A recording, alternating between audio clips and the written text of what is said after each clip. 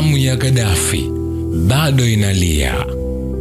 Kesi inayoendelea kwa miezi kadhaa ya rais wa zamani wa Ufaransa Nicolas Sarkozy kuhusu madai ya kufadhili kampeni yake ya urais mwaka 2007 kinyume cha sheria sasa imeangazia mazungumzo ya siri ya Ufaransa na serikali ya kiongozi wa zamani wa Libya Muammar Gaddafi.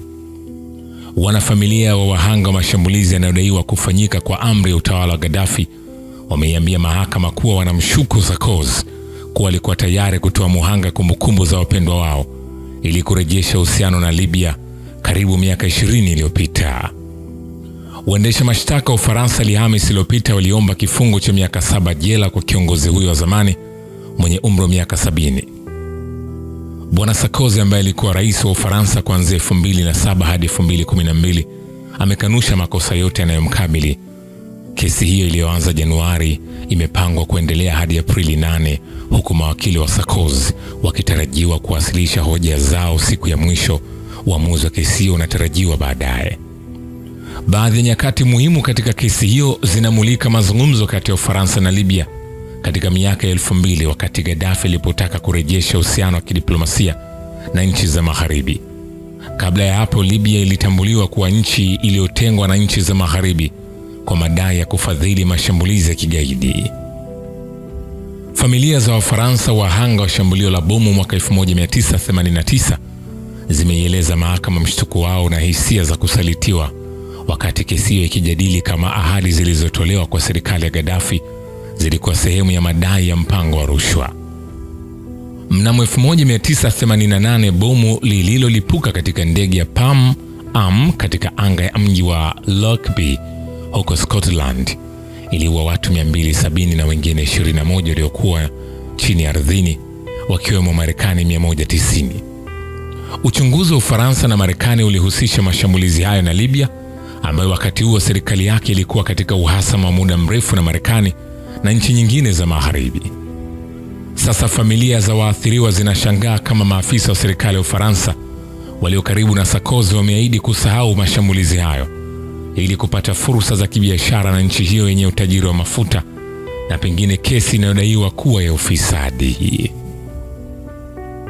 Sasa tuangalie kwa kina namna ambavyo maisha ya Gaddafi yalivyokuwa hadi kupelekea ndugu yake wa damu Mwafrika mwenzake kumsaliti na kumuua.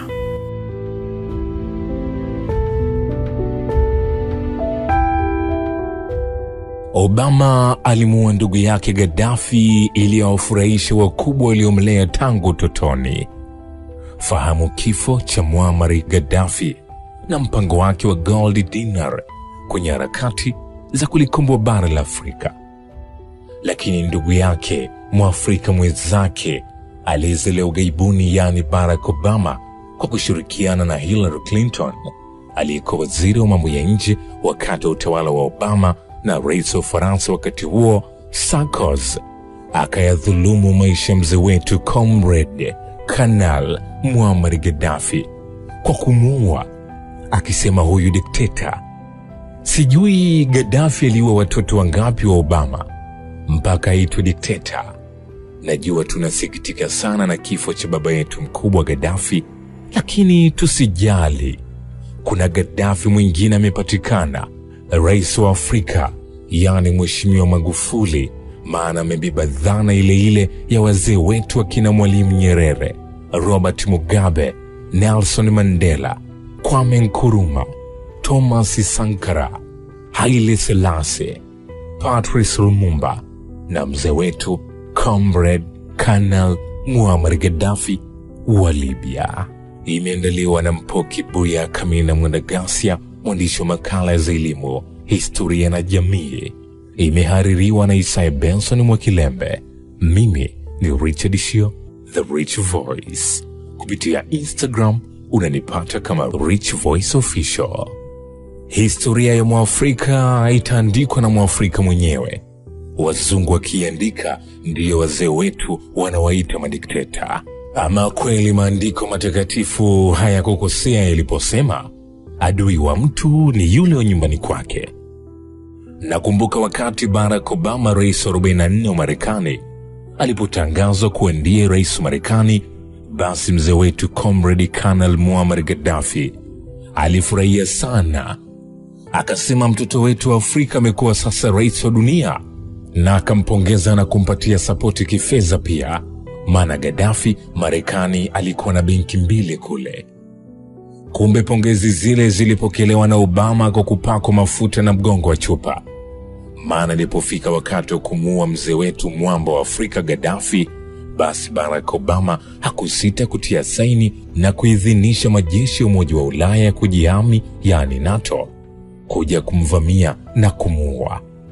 Halafu baadaye, baada ya kustaafu rais, eti ndiyo akaanza kujutia kwa nini alimuua mzee wetu Gaddafi. Kwani ilikuwaje? Hebu twende sambamba sasa. Muammar Gaddafi alianza kuhamahama kutoka nyumba moja kwenda nyumba nyingine. Yote hiyo ni katika kuhakikisha na okoa maisha yake, na muda wote majeshi ya NATO yakiwa anamsakama kama mbwa kichaa. Kila jengo lilokuwa anasemekana kuwepo alishambuliwa vikali, tena kwa mizinga mizito, huku wale waliojiita waasi nao walikuwa wanamshambulia kwa upande wa ardhini. Colonel Muammar Gaddafi kichwa kilimwaka moto. Ikabidi aelekeze msafara magari zaidi ya 50 kuelekea mji alikozaliwa, maana Tripoli ilikuwa imechakazwa mfano wa chekecheke. Lakini hata pale alipojaribu kutorokea alikozaliwa magharibi mwa mji wa Sète, bado alishambuliwa na majeshi ya NATO na vikosi vingine vya Ufaransa vilivyoongozwa na Nicolas Sarkozy, na kukwamisha msafara ule, na vikosi vyote vilivyokuwa vimeongozana naye vilisambaratika. Wachache watiifu walibaki na mzee Kanali Muammar Gaddafi kuhakikisha wanaokoa maisha yake. Mzee Gaddafi alionafika umauti umemfika. Hata wanajeshi waliokuwa nao waliona kifo kipo mbele yao. Walichokuwa nakifanya ni kukamilisha ratiba na kuhakikisha wanakufa na mzee Kanali Muammar Gaddafi. Mashambulizi hayo yaliyolenga kumpoteza Muammar Gaddafi na familia yake yalijulikana kama The Battle of Site. Sijui Gaddafi aliwakosea nini, maana walikuwa wanamuinda kama kiumbe hatari sana ambacho kingebaki salama basi dunia ingeangamia. Alikuwa anashambuliwa vibaya mno. Msafara wake wenye magari zaidi ya 50 ulisambaratishwa na vikosi vya Ufaransa na majeshi ya NATO ambao walikuwa angani, na kufanya msafara huo kukwama na watu kuamua kushuka na kujipanga kimakundi ili kuangalia namna gani wanaokoa maisha yao na ya mzee Gaddafi. Lakini hakuna sehemu ya kujificha, maana ni jangwani. Walikuwa wanashambulia kwa kasi ajabu mpaka kupelekea vikosi vilivyokuwa na Gaddafi wengi kufa papo hapo na kubaki watu wachache sana ambao nao walichapwa risasi na wale waliojiita waasi, na kupelekea Gaddafi kukosa ulinzi kabisa. Maana kuna taarifa zinasema kwamba ilifikia hatua Gaddafi alibaki na walinzi 2 tu na si vinginevyo. Kutokana na watu waliokuwa karibu na Gaddafi katika kipindi hicho kigumu, na alijaribu kutoa kile alichokishuhudia, basi ilikuwa ni Moussa Ibrahim. Baada ya mashambulizi kwa makali na maji kuzidi unga, Muammar Gaddafi aliamua kukimbia na kujificha kwenye kalavati, mabomba makubwa ya kupitishia maji machafu yanayopatikana barabarani. Mzee huyu mwamba wa Afrika aliyekuwa na mipango mikubwa juu ya Afrika anakufa kifo cha ajabu sana na cha kusikitisha. Roho na nafsi zilikuwa zinaokimbia mwili. Basi baada ya kujificha kwenye kalavati la kupitishia maji machafu, waasi walikuwa wameshafika eneo husika, na alikuwa amezungukwa na waasi waliokuwa wanaongozwa na rais wa serikali ya mpito wa wakati huo kwa jina la Mahmoud Jibril. Muammar Gaddafi alishikwa na vikosi hivyo vya dunia, huku video zikisambaa kama moto wa kifuu kwamba Muammar Gaddafi alikuwa tayari ametiwa nguvuni. Muammar Gaddafi alikamatwa akiwa hai kabisa, isipokuwa tu waasi walianza kumtesa kama kibaka aliiba kuku mtaa jirani. Alipata mateso makali sana, maana kila mtu alikuwa anajipigia anavyotaka. Hakukuwa na ustaarabu wala binadamu wote ule. Mashirika ya haki za binadamu kama Human Rights Watch na Umoja wa Mataifa ulitaka kuona Gaddafi akiwa hai na kufikishwa kwenye vyombo vya sheria na sio kupigwa risasi. Hata Obama na Clinton alitaka kuona hivyo, lakini pia wanalaumiwa kwamba wao ndio waliruhusu yatokee hayo. Umoja wa Kimataifa pia ulitilia mkazo kwamba usimpige risasi, lakini mambo hayakuwa hivyo. Gaddafi akiwa ameteswa, yuko hoi, taabani, hata maniki kabisa, aliwauliza waasi kwamba nimewakosea nini? Ni kitu gani kibaya nimewafanyia? Hayo yalikuwa maneno yake, lakini pia aliwapigia magoti na kuomba msamaha kwamba naombeni mnisamehe, msinipige risasi. Hakuna aliyemsikiliza, bali walipuuza na kumcheka, yani kama vile walikuwa wamekamata nyama porini tayari kwa msosi. Hakuna mwanzo usiokuwa na mwisho, na kila jambo na wakati wake. Muammar Kanal Gaddafi alichapwa risasi tumboni, alichapwa risasi kifuani na kichwani. Mwili wake ulikuwa haufai, ulikuwa umejaa damu tupu, ulikuwa unavuja damu kila mahali. Maisha kuna muda hayana maana na kuna muda yana maana pia. Binadamu, upendo umepotea, umebaki unyama. Visasi vinaendelea kulitafuna bara la Afrika. Bado Afrika na safari ndefu ya kwenda, na aibu sana mataifa mengine ambayo sio ya Kiafrika kuja kutulia kiongozi wa Afrika. Ni makosa makubwa ambayo Afrika imefanya kuruhusu kiongozi Gaddafi kufa kama kuku, na laana hii ache iendelee kutafuna daima. Umoja wa Afrika ilikuwepo na ilikuwa inaangalia tu. Ni aibu kubwa, na hakuna mtu atabaki salama viongozi wasipojirekebisha. Hata kama Gaddafi alikuwa na mabaya, lakini bado hakustahili kufanywa vile alivyofanyiwa. Na hakuna kiongozi wa Afrika aliyefungua mdomo kulani kama sio Paul Kagame peke yake, ukiachilia Jacob Zuma na Robert Mugabe. Kanal Muammar Gaddafi alipoteza maisha kwa staili kipekee sana. Ilikuwa ni jambo la kushangaza na kusikitisha mno. Yani Afrika ilibaki imepigwa na ganzi. Hakika tutakukumbuka daima Muammar Gaddafi. Rest is in peace, Sir Gaddafi. Punde tu baada ya taarifa kusambaa kwenye mashirika makubwa kibepari kama Fox News, BBC, CNN, DW na Al Jazeera kwamba Gaddafi amepigwa risasi na waasi ambao Gaddafi aliwaita majeshi ya dunia, viongozi wakubwa walionekana kufurahia tukio hilo na kuweka vifua mbele bila aibu yoyote ile. Na rais aliyeitwa ni wa serikali ya mpito, Bwana Mahmoud Jibril, alitangaza akiwa Tripoli kwamba huu ndio wakati ambao tumekuwa tukiusubiri kwa muda mrefu sana. Kauli hii inaonyesha wazi kwamba kufa kwa Gaddafi kulikuwa kumepangwa. Pia punde kidogo walionekana waasi wameshika bastola dhahabu aliyokuwa nayo Muammar Gaddafi mkononi kabla mauti haujamkuta.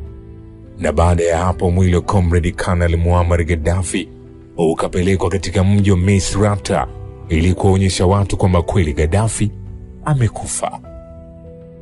Muammar Gaddafi, mfalme huyu wa Afrika, alikufa kwa kupigwa risasi nyingi mwilini na mateso makali tarehe 20 mwezi wa 10, 2011.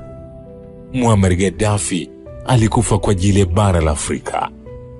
Gaddafi alitaka kuona Afrika inajikomboa katika mikono ya wazungu, na alikuwa amezamiria kufanya mabadiliko makubwa ya kiuchumi katika bara hili la Afrika bila kujali. Mwaka 2009 akiwa kama mwenyekiti wa Umoja wa Mataifa huru ya Afrika yani AU, alipanga mikakati kabambe ya kuhakikisha tunajinasua kutoka katika mikono ya majambazi wazungu. Kwenye suala la usalama, alitaka tuwe na jeshi la Afrika litakalolinda mipaka yetu. Alitaka kuona tuna jeshi moja la Afrika nzima. Alitaka kuona tuna hela yetu yani Afro currency ambayo ingetumika Afrika nzima ili kuepukana na kutumia dola. Alitaka kuanzisha benki kuu ya Afrika. Alitaka kuunganisha Afrika nzima kwa barabara. Hakika Gaddafi alikuwa ni kiongozi aliyelipenda bara la Afrika. Shutuma nyingi zinaenda kwa Bi Hillary Clinton akiwa kama waziri wa mambo ya nje wa Marekani, maana yeye alihusika pakubwa na mauaji Muammar Gaddafi, akishirikiana na rais wa Marekani wa 44 Bwana Barack Obama, bila kumsahau rafiki yake Nicholas wa Ufaransa. Hawa ndio wazi wakubwa walimuua Gaddafi kwa sababu ya uroho wao na tamaa juu ya malighafi za Afrika. Katika moja ya barua pepe zilizovujishwa na kutolewa na FBI mwaka 2015 mwishoni, zilionyesha wazi namna gani mipango ya kumwondoa Gaddafi ilivyokuwa ikifanyika. Gaddafi hakufa kwa bahati mbaya. Kifo cha Gaddafi kilipangwa. Tunawauliza wa Libya, je, wamepata nini sasa baada ya kumwangusha Gaddafi? Wa Libya waliojiita waasi na kudai wamemchoka Gaddafi, je, wamekipata walichokuwa wanakitaka? Libya imegeuka kuwa lango la walanguzi. Makosa makubwa yaliyofanyika na wa Libya ni kumuua Gaddafi. Leo hakuna kitu Libya.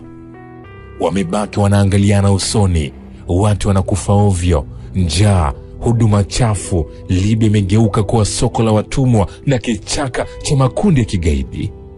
Ulikuwa ni wakati mgumu sana, pengine ambao hakuwahi kufikiria wala kuota katika maisha yake. Aliamini kwamba kuna mtu hata mmoja ambaye angeweza kuivamia Libya. Kumbe mawazo yake yalikuwa yamekosa mwanga. Kulingana na watu waliokuwa naye pamoja na wale waliojitolea kufa naye kama Abu Kadir Yunus na kijana mmoja anayejulikana kwa jina la Dhao, walidai Kanali Muammar Gaddafi hakuwahi kuwaza kukimbia nchi yake muda wote. Alikuwa akisisitiza atafia Libya. Hata pale marafiki zake wa karibu kama wakina Jacob Zuma walipojaribu kumshauri, bado alikaza roho kama mwanaume aliyechoka kuishi kwamba alizaliwa Libya, atafia Libya. Hata hivyo, walikuwepo viongozi ambao walitambua fika kwamba Gaddafi hawawezi kumwacha salama. Mfano Robert Gabriel Mugabe, naye alijaribu kumshawishi Gaddafi aende Zimbabwe, lakini mtaalamu Kanali Muammar Gaddafi aligoma. Kweli siku ya kufanyani, miti yote uteleza. Mpango mzito wa Gaddafi juu ya bara la Afrika. Gaddafi alikuwa kiongozi wa mfano hapa Afrika, na katika hili hakuna ubishi, maana Libya Gaddafi ni tofauti na Libya ya sasa ambayo wamejaa walanguzi na majambazi na makundi ya kigaidi. Libya Gaddafi ilikuwa mfano wa kuigwa Afrika na dunia kwa ujumla. Gaddafi anapaswa kukumbukwa daima, maana alifanya mambo makubwa huko Libya na Afrika. Gaddafi alitaka kuona Afrika inasimama yenyewe kama Afrika, pasipo kutegemea misaada kutoka nje, kama ilivyo sasa mataifa mengi yanategemea msaada kutoka mataifa wahisani kwa 70%. Muammar Gaddafi hakuwa tu na mawazo, bali pia alikuwa na pesa na kila aina ya mali ya kufanya yote yale aliyokuwa anayaamini. Kipindi Gaddafi yupo madarakani, Libya ndio lilikuwa taifa linaloongoza kwa uzalishaji mafuta barani Afrika. Ukiachilia mbali Ghana na Angola, mafuta peke yake yalitosha kujenga Libya yenye mfano, ukiachilia mbali shehena dhahabu aliyokuwa nayo. Hapa nakumbuka kauli moja Patrice Otieno Lumumba kwamba watu wenye mawazo mapana na wenye akili nyingi huwa hawadumu kabisa. Heshima kwako Gaddafi, na Mungu akufanyie wepesi uko uliko. Sijui wale kuzika wapi, angalau hata kizazi kijacho kingefahamu kwamba alikuwepo mfalme wa Afrika. Gold dinar iliwachanganya wazungu. Mpango wako wa gold dinar uliofanya wazungu waje Afrika kibabe ili kuzuia mpango huo uliokuwa tishio kwa uchumi wa mataifa ya Ulaya. Gaddafi pekee alitosha kabisa kufuta umasikini Afrika, maana mawazo yake yalikuwa yakinifu hakika na kweli. Gold dinar ndio lililokuwa suluhisho la uchumi wa Afrika na si vinginevyo. Mataifa ya bara la Ulaya hayajawahi kuwapenda Afrika. Dunia ilikuwa inasubiri kuona Gaddafi atafanya nini na waliamini kwamba Gaddafi hataweza kuchukua hatua yoyote ile. Na walipoona kwamba Gaddafi anapiga hatua 50 mbele, kweli wakatengeneza propaganda ili aonekane kiongozi wa hovyo na katili mbele ya raia wake, na dunia nzima ikaaminishwa hivyo. Mbinu walizotumia kumuondoa Gaddafi ndio mbinu hizo hizo zilizotumika kumuondoa Saddam Hussein. Lakini leo iko wapi Iraq ya Saddam Hussein? Wamemuondoa Muammar Gaddafi. Iko wapi Libya iliyokuwa inasifika Afrika kwa uchumi imara? Iko wapi Libya iliyokuwa na uwezo wa kufadhili umoja wa nchi huru Afrika? Gold dinari. Ili Afrika iondokane na ukilitimba na unyonyaji kutoka mataifa ya nje, lazima Afrika ihakikishe inaungana na kuwa kitu kimoja. Na maneno haya yalikuwa yakina Haile Selassie wa Ethiopia na Kwame Nkrumah wa Ghana. Yalitamkwa mwaka 1963 huko Addis Ababa, Ethiopia. Siku moja wa Afrika unazaliwa. Na hata wakina David Danko walisisitiza Afrika kuungana kuwa kitu kimoja, lakini hawakufanya hivyo. Miaka 50 baadaye, Afrika bado tunakufa njaa. Afrika bado imegawanyika. Afrika bado tumekwama kwenye vita vya wenyewe kwa wenyewe. Muammar Gaddafi akajitokeza na kuamua kusimamia hoja ya Afrika kuungana, tena kwa vitendo, na yeye akachukua jukumu la kuunganisha Afrika kwa kutumia pesa zake mwenyewe pasipo kumchangisha mtu yoyote. Gaddafi alitaka Afrika itengeneze pesa yake yenyewe ambayo ingeitwa gold dinari. Pesa hii ingekuwa na uwezo wa kutumika Afrika nzima. Gold dinari ingekuwa ni pesa ambayo ingetengenezwa kwa kutumia dhahabu, na lengo la kutengeneza noti kwa kutumia dhahabu ni kuhakikisha inakuwa na thamani kuliko pesa zingine zozote zile kutoka nje. Lengo la kutengeneza pesa namna hii ni kuhakikisha wanalinda malighafi za ndani na kukuza uchumi wa Afrika na sio vinginevyo. Gold dinari ingetumika Afrika pekee na sio nje ya Afrika. Muammar Gaddafi alikuwa na mpango huo ili kulinda uchumi wa Afrika, na wazungu walipotaka kuja Afrika kuchukua kitu chochote kile, wangetakiwa kubadilisha hela zao na kutumia gold dinari. Wazungu wakifika Afrika walitakiwa kutumia gold dinari na sio dola wala pounds au euro. Mpango huo wa Gaddafi wa kuanzisha gold dinari ulikuwa unazishusha thamani hela za mataifa ya Magharibi, na zingeonekana hazina thamani tena mbele ya gold dinari ya Afrika. Na hilo lilikuwa ni tishio kwa uchumi wa mataifa ya Ulaya na Marekani. Hivyo kulikuwa kuna njia zingine za kumzuia Gaddafi zaidi ya kumuua na kumfutilia mbali katika uso wa dunia. Saddam Hussein aliwahi kuacha kuwauzia mafuta Marekani, ila wateja wake wakubwa walikuwa Waarabu wenzake. Lakini pia kama haitoshi, Saddam Hussein alipiga marufuku dola Marekani kutumika katika taifa lake. Na kwa kufanya hivyo ilikuwa ni chukizo kwa Marekani, na walichoamua ni kumnyongelea mbali na kuivuruga Iraq. Mpaka leo taifa litamaniki kabisa. Umebaki tu ushahidi kwamba kuna taifa linaitwa Iraq. Kinachoonekana ukitaka kunyongwa au kufutwa katika ramani hii ya dunia, basi gusa dola ya Marekani. Hakuna kitu Marekani anauchukia kwenye hii dunia kama kutaka kuishusha thamani hela yao. Iko wapi shehena ya dhahabu na almasi za Libya? Kabla tujaangazia wapi dhahabu za Libya zilikopotelea, basi ni vyema tukaangalia mataifa yanayoongoza kuwa na akiba nyingi ya dhahabu duniani. Mataifa yenye akiba kubwa au nyingi ya dhahabu duniani ni Marekani, ndio namba 1 kwa takwimu za mwaka 2016-2017, ikiwa na tani 8133.5, huku Uingereza ikiwa inashika nafasi ya 18, huku ikiwa na tani 310.3, na nafasi ya pili ikishikwa na Ujerumani ikiwa na tani 3381, na bila kusahau China ikiwa nafasi ya 6 ikiwa na tani 1778.5. Na nafasi ya 3 kwa kuwa na shehena nyingi ya dhahabu ni IMF ambao wana tani 2814.0. Haya ndiyo mashirika yanayomiliki shehena au hazina kubwa ya dhahabu duniani. Natamani pia kutambua nchi yangu inashika nafasi ya ngapi tena ukizingatia tuna migodi inayotema, tutakuwa mbali sana hakika. Lakini taifa la Libya lilikuwa ni moja mataifa yenye shehena au hazina nyingi ya dhahabu na almasi duniani. Basi ilikuwa ni Libya. Muammar Gaddafi alikuwa anajenga uchumi wake kwa kutumia mafuta pekee na vyanzo vingine vidogo kama viwanda na kilimo. Pia huko Tripoli alikuwa bado hajaanza kutumia dhahabu yake, maana lengo pia la kuwa na dhahabu nyingi kiasi hicho ni pamoja na kujenga na kuimarisha uchumi wa Kiafrika. Alikuwa ni kiongozi wa aina yake hakika. Alikuwa ni kiongozi ambaye alibarikiwa akili na uwezo mpana wa kuona mbali. Alikumbuka mpaka kuweka akiba kwa ajili ya maisha wa Libya na Afrika. Alijua vyema kuzichana na kuthamini malighafi zilizojaliwa na Mungu, mpaka akaweka shehena ya kutosha dhahabu kwa ajili ya maisha baadaye. Leo ni mataifa mangapi yana akiba ya dhahabu barani Afrika? Ni mataifa mangapi yanatambua umuhimu wa dhahabu kama si kuwauzia wazungu? Lakini Kanali Gaddafi alikuwa na akiba ya kutosha dhahabu na almasi, na wazungu hawakupenda kuona haya, wakaamua kumuua kwa kumchabanga risasi kama mbwa mwenye kichaa 2011.